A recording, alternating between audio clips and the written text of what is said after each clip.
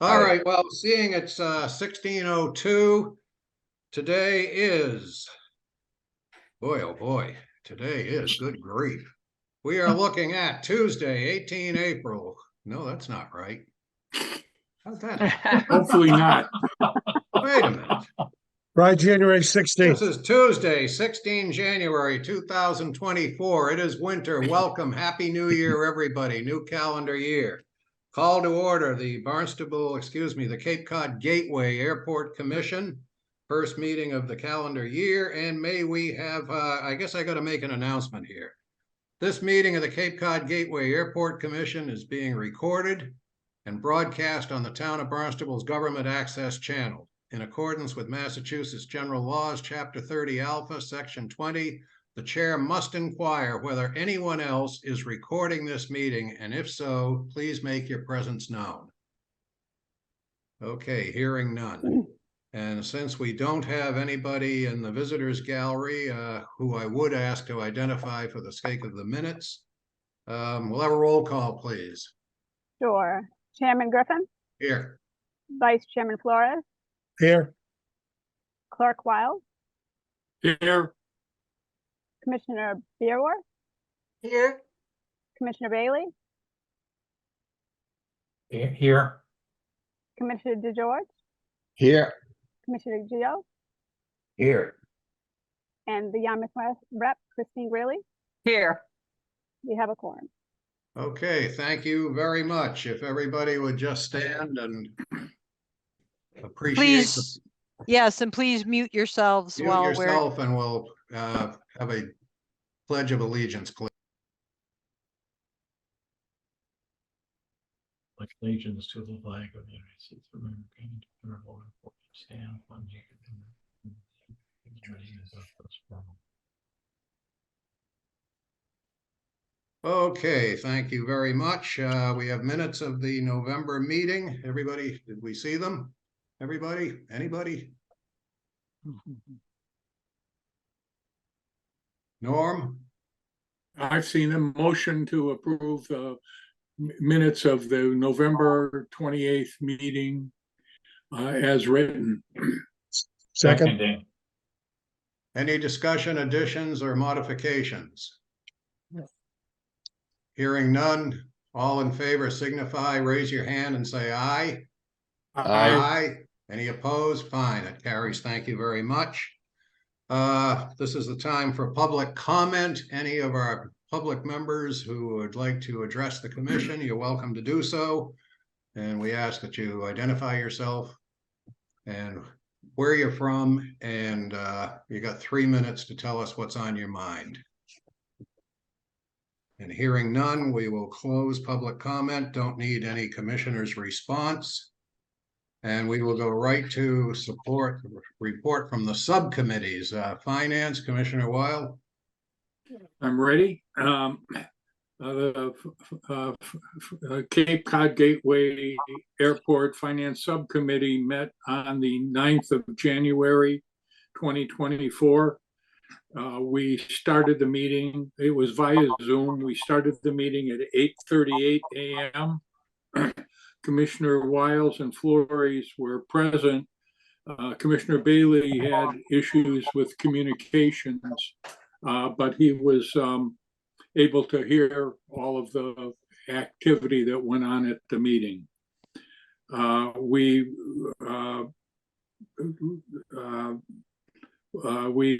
reviewed the minutes of the December 12th, 2023 meeting, and they were unanimously approved.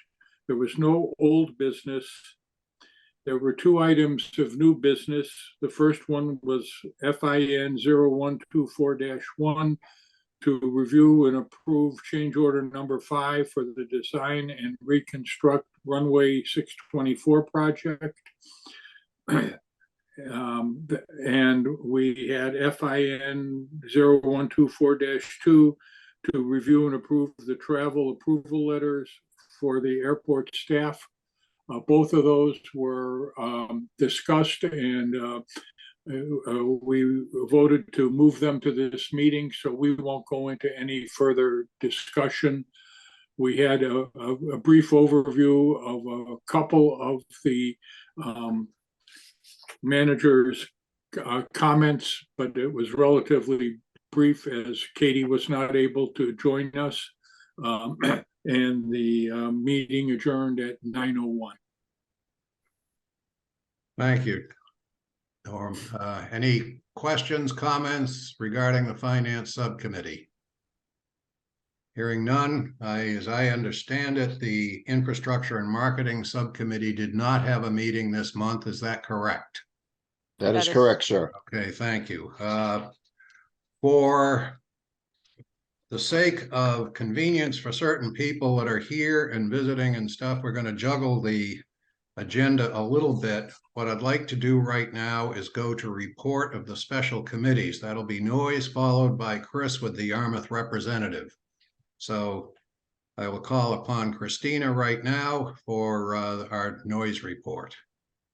Thank you, Chairman. I appreciate that very much. So you have two documents for me. One is our noise report for the last quarter, as well as the cumulative report for the entire year. So I'm going to go over the last quarter first. In the month of October, we had no complaints. In the month of November, we had 2 complaints made by 2 complainants. And in the month of December, we had 3 complaints made by 1 complainant, and we heard from Yarmouth and Centerville. In our year-end report, pretty similar to what we usually do. Obviously, the elephant in the room is our 624 closure. So that did create a lot of traffic for the citizens living in the flight paths of 1533. And we definitely noted that we had a decrease in air traffic operations, but an increase in noise calls. And as you go through the report, one of the things I did a little bit differently this year, and again, these are also the graphs that we see in the monthly reports, just now it's in the year end for the year end, is as we look at the calls and they come in, and for instance, we have someone call and they have an aircraft that's low. To them, they hear it, it's low, they feel like it's low. So it's kind of 2 sides of the coin. You feel it's low, then that's your perception and you're right for you. And then there's looking at the flight tracking system to decide, is this an aircraft that's low in altitude that we would need to reach out then say to the FAA? So there's the technical and the perceptive part. On the technical end, a lot of times, or actually almost every time, they're not low as in looking at like contacting the FAA. But the person's perception is still valid. So we have 2 graphs. 1, how they're reported, and 2, how we look at them once we've gone through like the verifiable part. The 2 parts that we consider verifiable, well, 3 actually are they out of the noise abatement voluntary curfew hours? Are they calling about, are they low? Yes or no? And then are they off course? So sometimes people will see aircraft and feel that that's not following the right path. Maybe they feel like it should be in the voluntary noise abatement flight path because if it's not flying VFR. So those are the different things that we're looking at. So this gives you kind of a little bird's eye view of what people call and are reporting versus what we find once I actually go through and go through the flight tracking system and look at what we're doing. Thank you. So that wasn't too wordy. I felt like I was stepping over myself, but anyway. No, thanks very much. Any questions or comments for Christina? It was a quiet end of the year, apparently, relatively speaking. And of course, having both runways back in operation eased up on some of our neighborhoods. Yes, and I know that that was quite a relief for the neighborhoods once we got the runway open. But the good news is it's not like it's every year. No? Well, thank you very much. Anybody, no other further questions for Christina? No. Thanks again, Christina. Thank you very much. I appreciate you taking me early. Chris Greeley, you get the same privilege before we move on. If you've got a report from Yarmouth, we would welcome it now. At this point, Yarmouth is continuing to work on its concerns. You have received some information, I believe, from Ron Price about flight paths. And I know also the whole issue of the PFAS into the Mahar wells and how it's affecting Yarmouth is of great concern. But one of the things I wanted to do was to follow up on Christina's comments, and that is, as I said, I very rarely over the years filed any complaints. And on the 2 times that I did, and I'll go on to remark about it again, it was because in each instance, the plane flew up from Hyannis Harbor over Glenwood Street and literally made a left-hand turn over my house, which is why I made the phone call. When Christina sent me the tracking information, it showed that plane as those planes each time having come straight in over Great Island and straight over Lewis Bay into the airport. So I remained, puzzled in terms of, is indeed the tracking system working correctly or completely? And just very puzzled because, as I said, I've said it before, who do you believe from that Great Western song, me or your lying eyes kind of thing. It's just a big concern. And so, as I said, that I'm hoping that the tracking system, that there's some kind of process that goes on, that it is regularly monitored for accuracy, and that some kinds of exams or other kinds of things are done on a regular basis of it to make sure that it is indeed providing accurate and complete information to you. Because as I said, I was completely and utterly puzzled by the responses I got each time.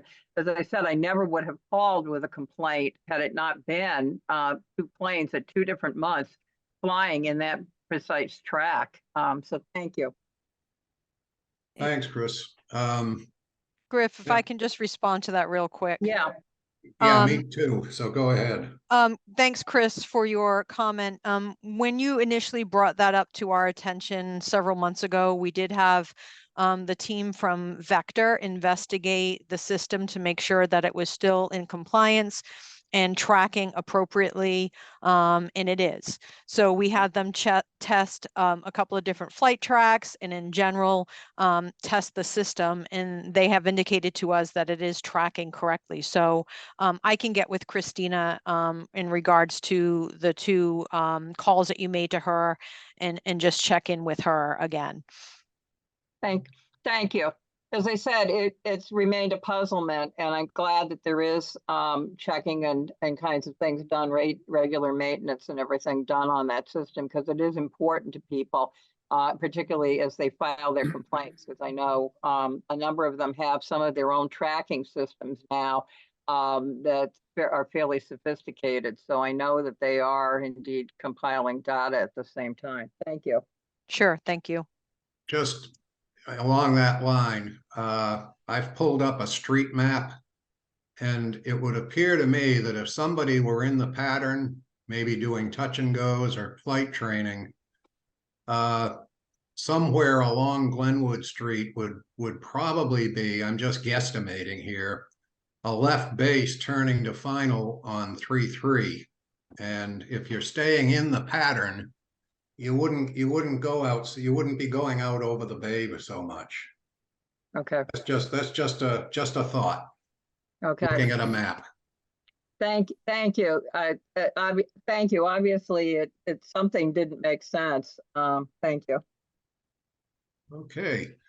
Well, thank you very much, Chris. Welcome to 2024, and we're going to do some more juggling here we've got some attorneys and other folks that are joining us. So at this point, I'm going to juggle the agenda. We're going to go to executive session. We will return, however. So here we go. As chair of the Airport Commission, I move to go into executive session pursuant to General Law, Chapter 30 Alpha, Paragraph 21, Sub A, Sub 3, to discuss strategy with respect to the lease of real property of the Steamship Authority parking lots, as discussion in open session may have a detrimental effect on the negotiating position of the public body, that being the Airport Commission. This meeting will reconvene in open session after the executive session. May we have a roll call vote, please?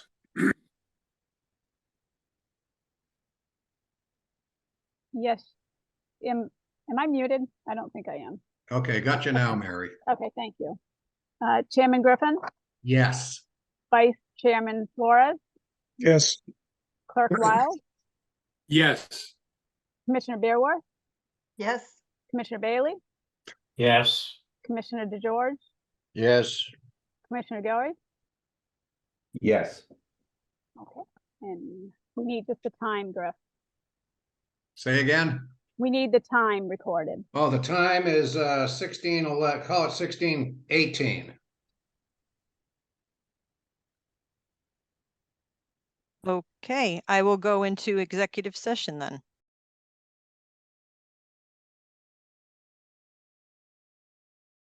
We are moving into new business. We need COM 0124-1. And Norm, would you read Oh. the motion into the, I think we have to make a decision on, oh no, sorry.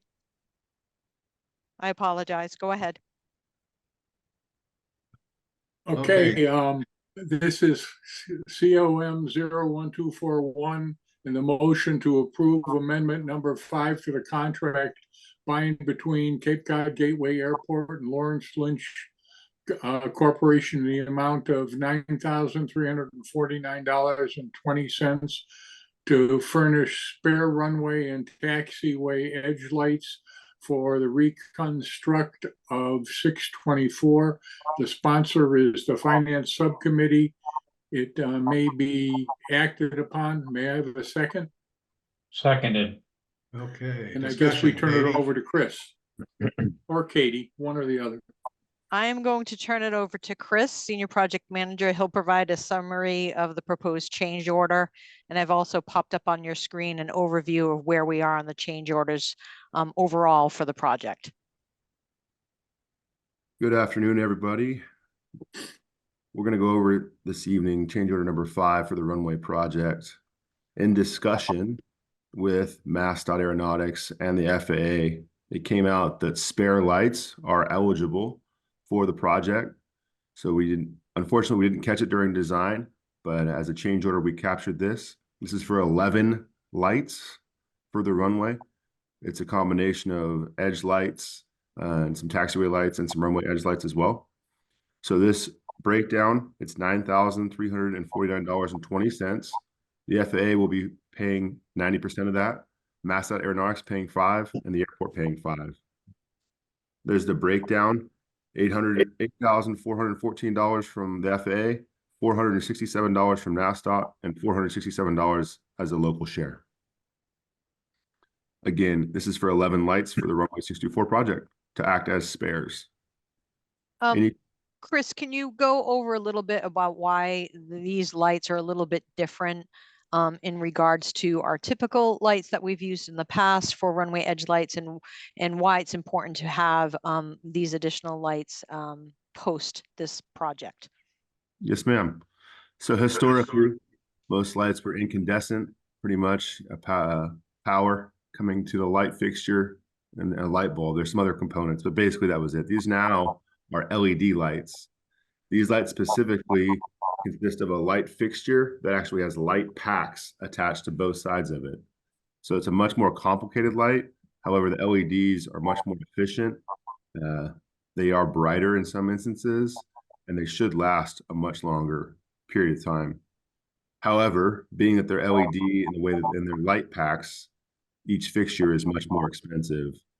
So roughly a runway edge light now costs upwards of $900 a piece, opposed to an incandescent light that was maybe $300 to $400 at best.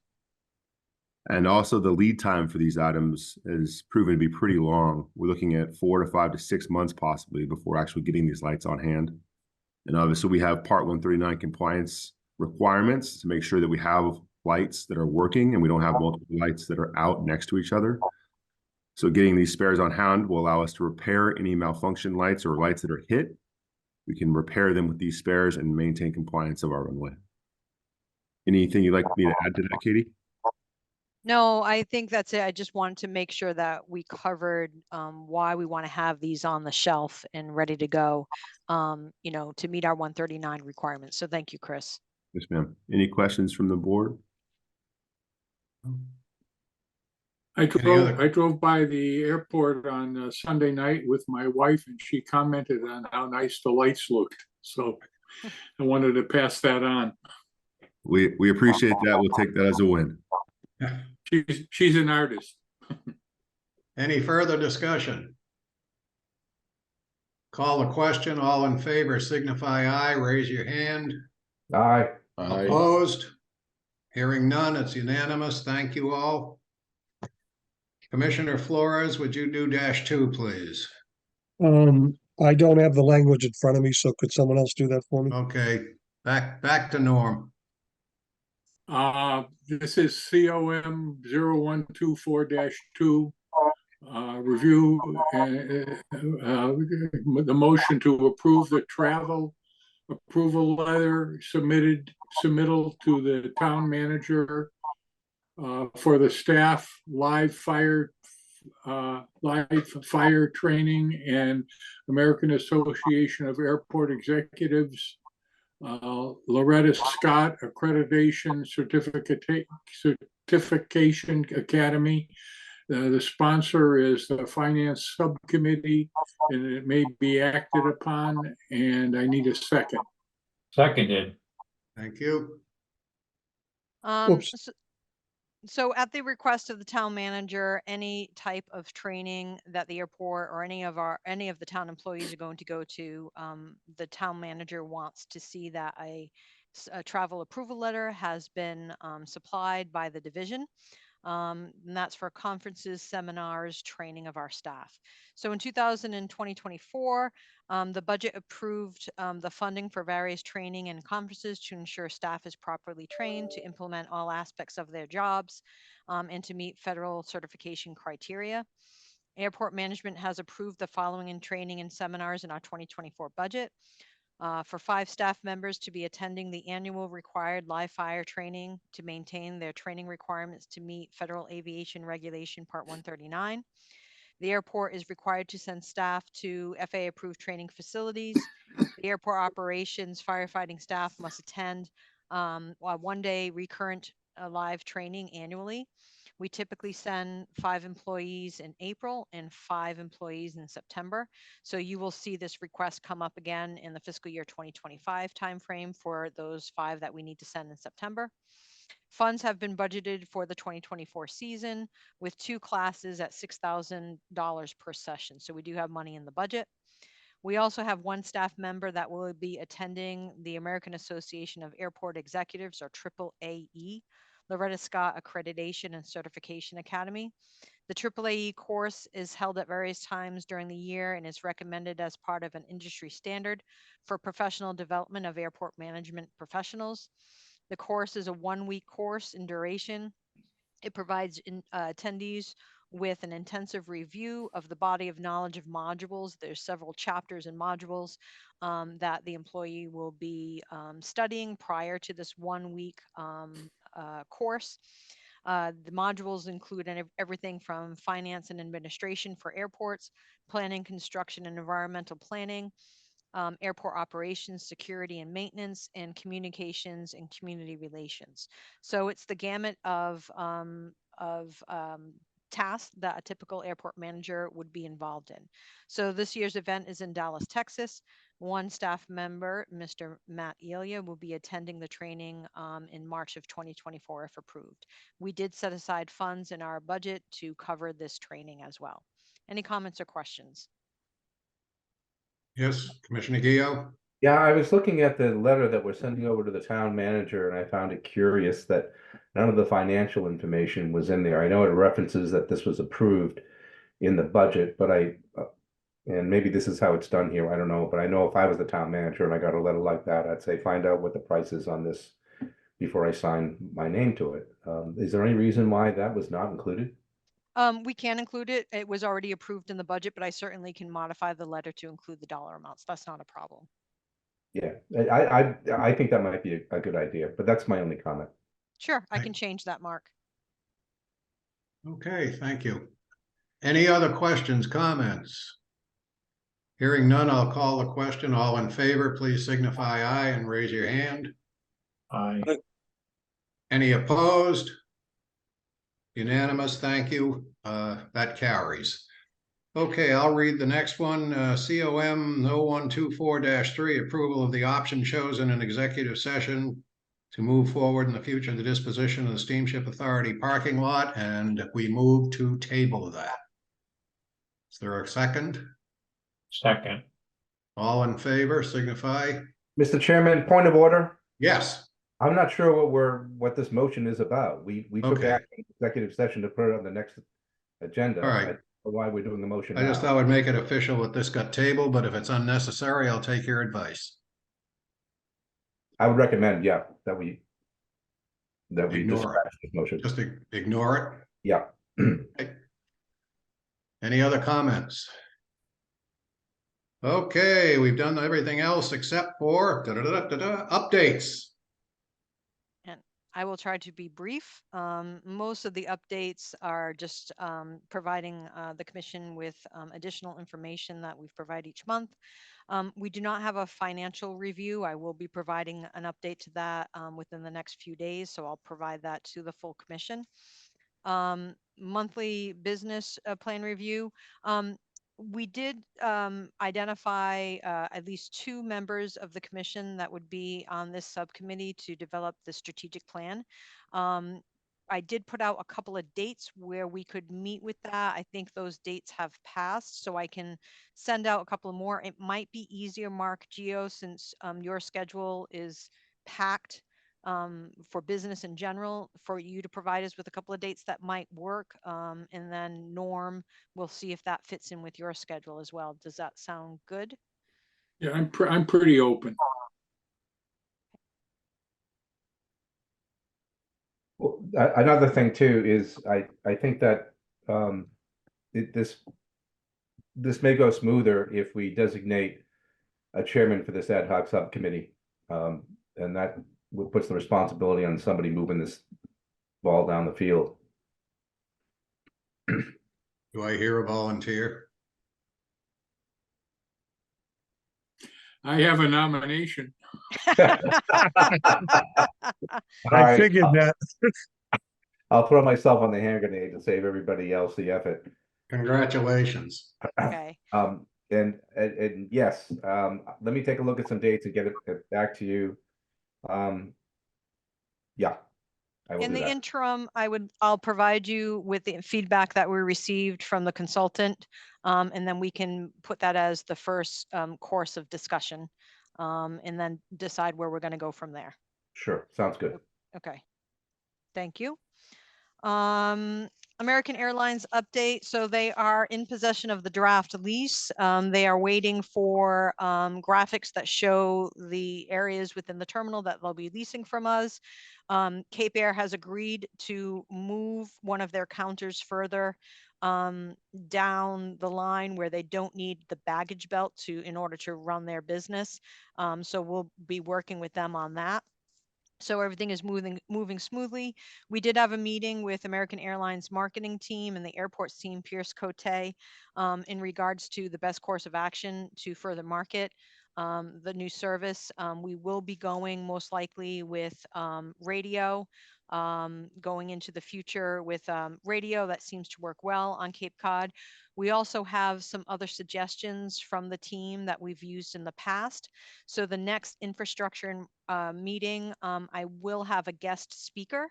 Our team that we've used in the past from Cape Cod Broadcasting, Michelle Resendiz, created a report for me of how our initiative worked last year for JetBlue, and I want to share that with the commission, but I want to start with the infrastructure subcommittee because it's a direction that we may want to go towards in the future with when marketing American Airlines and our other airlines as well. But I want to have that discussion first. So I've invited Michelle to the next infrastructure subcommittee meeting so we can kind of go through that report and determine the best course of action for moving forward with our marketing plan. Any questions on that? Okay. The only update that I have for electric aviation is that we have started the process with MassDOT under the Smart Grid program. We did schedule a kickoff meeting with the company ARUP, ARUP, that was selected as the consultant team to take a look at the Smart Grid program. They've also hired Epsilon Associates, which is our actual consultants that we use for environmental. Since they know the airport so well, they have hired them as a sub-consultant to assist them with the Smart Grid program. We will be meeting with them this week. We've already provided them with the data needs that they've requested, and then they will be scheduling meetings with our tenants to really start off their kickoff, gather the data that they need to start looking at how we could develop the Smart Grid, microgrid program here at the airport. So I'll keep you posted on that. WS Development, you can see that the staircase and access to the airport campus has been added. It's nearly complete. They are working with existing lessors to continue their partnerships at the facility. They did announce to me that they have a couple of new entrance partners that they're working with right now and trying to develop leases with. They also indicated to me that some of their existing partners want to utilize what was considered the phase 2 development of the site, which is the frontage along 132. That was always considered a phase 2 development, but some of their existing users would like to utilize that space. So we might see an advancement of an improvement of the buildings that are going to be proposed along 132, probably as soon as going into permitting this spring, and something that you'll start seeing being constructed soon, probably before the end of the year. If you've been by the facility, take a look. There's a lot of construction going on. It's good to see that we have so much movement on that piece of property. Any questions on that? No? Chris, can you provide a very brief update on the projects? Yes, ma'am, I can. We talked about the change order for the runway 64 project. That there, we're working to the end of that project. There may be one more change order for that project coming to address an area of concern that we identified during the project. It has to do with a part of the runway that was outside of the project scope, but still kind of related to the project. We're still working through some details with the FAA on what's eligible and what's not. I hope that is the last change order for 624. The T-hanger project and the FBO, I received final invoice from the contractor on that a couple days ago. So we're processing that, and we'll be in complete closeout of that. Mary Dunn Way, we have a change order possibly pending for some fence work that we're still working through, but again, very close to the end on that. And then the Tower HVAC project is exciting. That's a major project for next year. That is a project to replace the HVAC in the control tower. Right now, I hold that at 60% design, in between 60 and 90% there. So that's moving forward nicely. That'll be hopefully starting construction in the spring to summer timeframe, and should be done hopefully by October or November of this year. So that's exciting there. And we're in the preliminary stages of doing a floor drain improvement project in the ARP office space, which is outside of the space that we remodeled. And we talked about it last month about looking at everyone's schedule possibly in the commission to try to do a tour of the spaces that have been completed. So we still offer that up to everyone. I know everyone's very busy. I just didn't want to, I wanted to remind everyone of that. Any questions for me on the project side? No. Thank Thank you. you. Thank you very much, Chris. Airport environmental assessment. The draft environmental assessment is out there for public comment and review. Post the meeting that we had in December with the community that was there, as well as some comments that we received from Ron Price, which is the contractor that the town of Yarmouth has hired.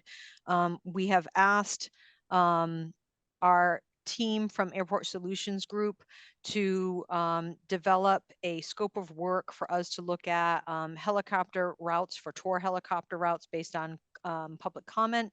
And we've also asked them in the same scope of work to put together what it would take to look at departure procedures, if we can modify any of those. In fact, Mark, I'll get the name of the gentleman that's assisting Airport Solutions Group on this development, because you worked with him in the past, I guess, in a former life as an air traffic controller. But I'll get his name for you. I don't remember it off the top of my head. So we are looking at that. We're not doing it as part of the environmental assessment because it's not something that's required as part of the environmental assessment based on the noise analysis that we have done as part of that assessment. So this is really going above and beyond what is required, but we're trying as an airport to be responsive to some of the questions our community asked. So Chris, hopefully you can take that back to the Yarmouth representatives as well. One of your representatives has already been asked to be part of a stakeholder meeting to help us with the development of those two items. PFAS, on the, I believe it's the end of this month, the Barnstable Fire Training Academy will have their public meeting for their phase 2. As you know, the airport is in phase 5. We're well advanced in our response to PFAS, but it will be an online Zoom meeting that the Barnstable Fire Training Academy is hosting for anyone that has questions about their process as they go through the phase 2. It is on their website. So if you go to the Barnstable Fire Training Academy or Barnstable County website, you can find the information there. In regards to upcoming events, the only one that the commission should be aware of is the one that's coming up the soonest, which is in March, a night at the terminal. It's for our scout sleepover. Planning is underway. Some of our commissioners may hear from us to be participants in that event. It's a 2-day event. It's really Friday afternoon, usually starts about 5 o'clock in the afternoon.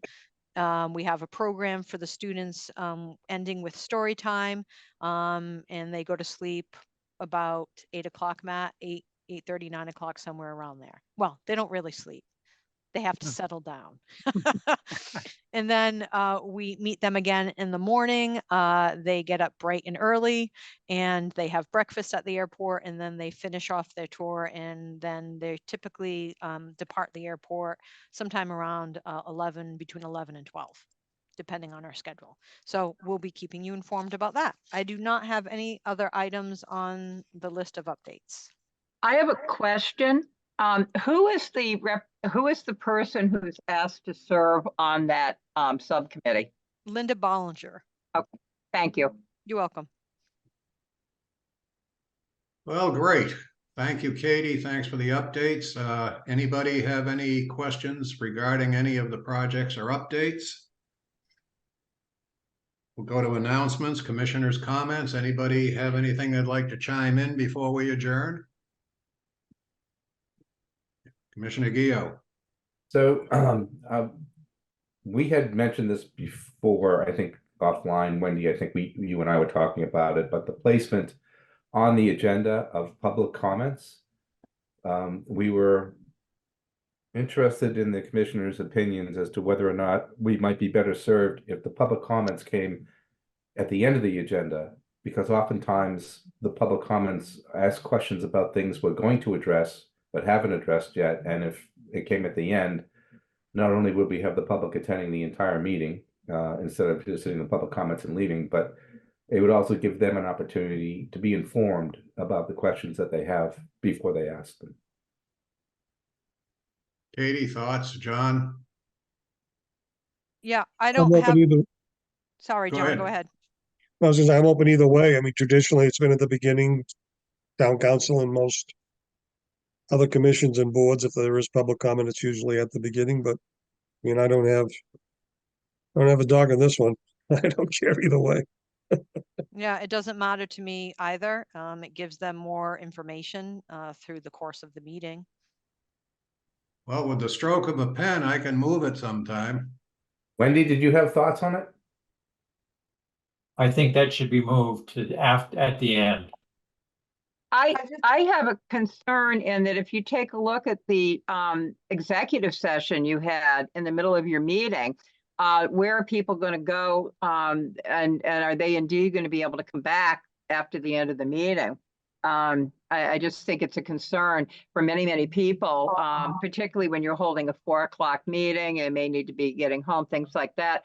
And it really, traditionally, if you take a look at any of the meetings on the Cape for Board of Selectmen, different, town manager meetings, anything that's going on, town council, their comments are always usually done at the beginning. I think it might be problematic in some instances, and particularly I think today was a good example of it.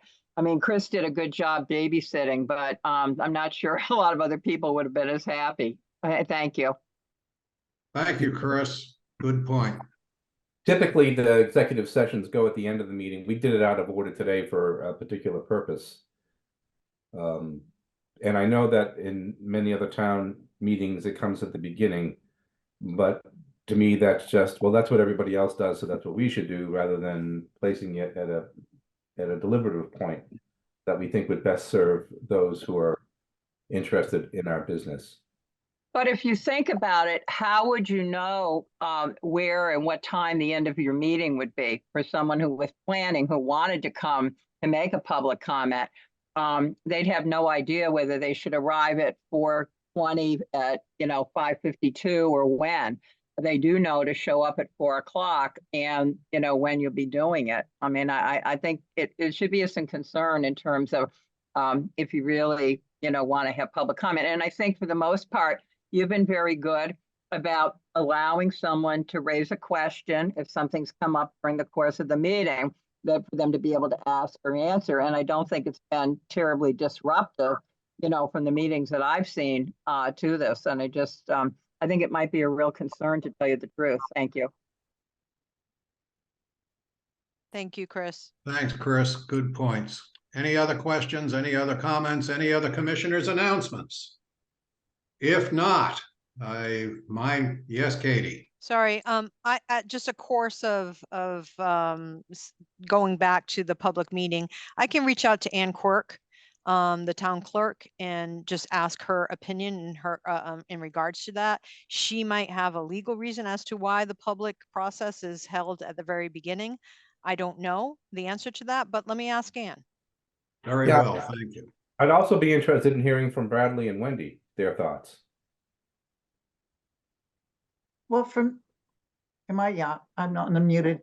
For me, I just felt that we had two meetings where it was very disjointed because there was a well laid out presentation that would have answered all the questions. And instead we kind of jumped around and people, I thought, were more animated than they would have been had they heard the presentation as it was prepared.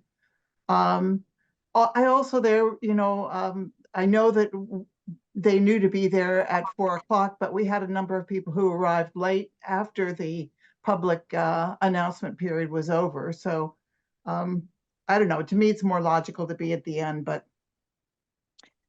How does the commission feel about, and I know Brad, we want to hear from you as well, but how does the commission feel about maintaining the public comment for upfront where it is, and indicating to the public, saying and treating it on a case-by-case basis, but saying, we know that many of you might be here for this item. We'll open up after we provide our rationale, we'll open up the floor for questions and comments. We could do that. John, you got any comments on that from the town, your experience at town council? Yeah, no, we've only, when I was on the council, we only did it at the beginning of the meeting. People come for a specific reason. It's pretty much public comments is really, in my opinion, not going to change a board's decision or direction. Even though we listen and it's done judiciously, unless there's something really critical that the commission or a particular board is not aware of.